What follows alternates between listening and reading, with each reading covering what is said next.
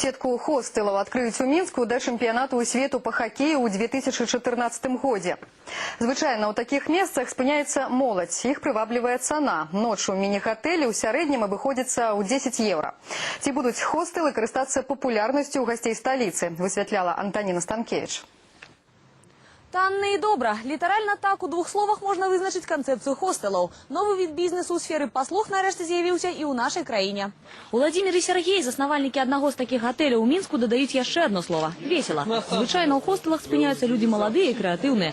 Тыя, кого не бянтэжыць перспектива жить у одним покое с еще 5-6 такими ж туристами. Это головное адрозненне хостела от готеля. Коли у первым гость здымае покой, то у хостеле ложек места. Бум этого направления на постсоветском пространстве, он совсем недавно произошел. Это буквально пару лет назад. До нас это докатилось именно сейчас. И я считаю, что если люди посмотрят, как у нас это пойдет, и это хорошо пойдет, то как грибы начнут расти хостелы.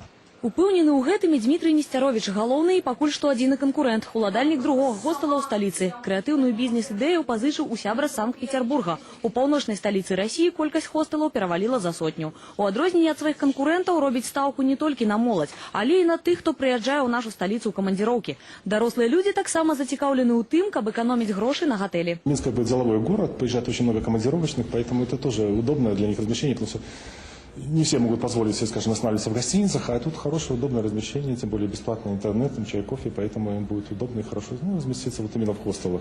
Бізнесмены сцвярджаюць, расійскі ды і еўрапейскі турыст уже готовы да размяшчэння ў хостелах. Больш за тое, адкрыццё сеткі такіх гасцініц дазволіць павялічыць поток турыстаў у нашу краіну, у першую чаргу за кошт молодых людей. Как правило, молодые люди сегодня бережут каждый рубль, поэтому, конечно, проживание за $100 или, к примеру, за 4 евро – это большая разница.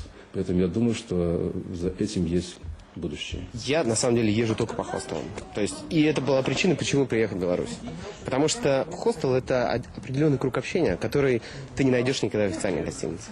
Кирилл з России даведаўся пра адзін з хостелаў сталіцы праз інтэрнэт выпадкова. Зразумела, што такім чынам поток турыстаў забяспечыць нельга. Каб заявіць пра сябе, трэба размяшчаць інфармацыю аб сваіх паслугах на міжнародных браніровачных сістэмах у сусветнай павуціне. Звычайна турыст ужо адразу бачыць, якія паслугі прапановвае хостел і колькі гэта каштуе. Дарэчы, кошт ложка месца ў хостелах звычайна пачынаецца з 10 евро і спыняецца на 50 за люкс-нумар. И предусмотрена система скидок.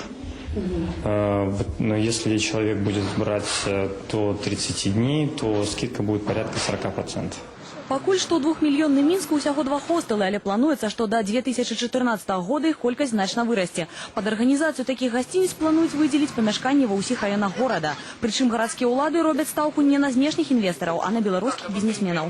Будем предлагать не только, скажем, зарубежным, но и нашим белорусским инвесторам для того, чтобы, скажем, эти помещения были выкуплены, чтобы они, скажем, нашли своего хозяина, и чтобы там началось развитие того или иного бизнеса, включая хостел. Антаніна Станкевич, Вадим Елькин и Денис Соколовский. Первый канал.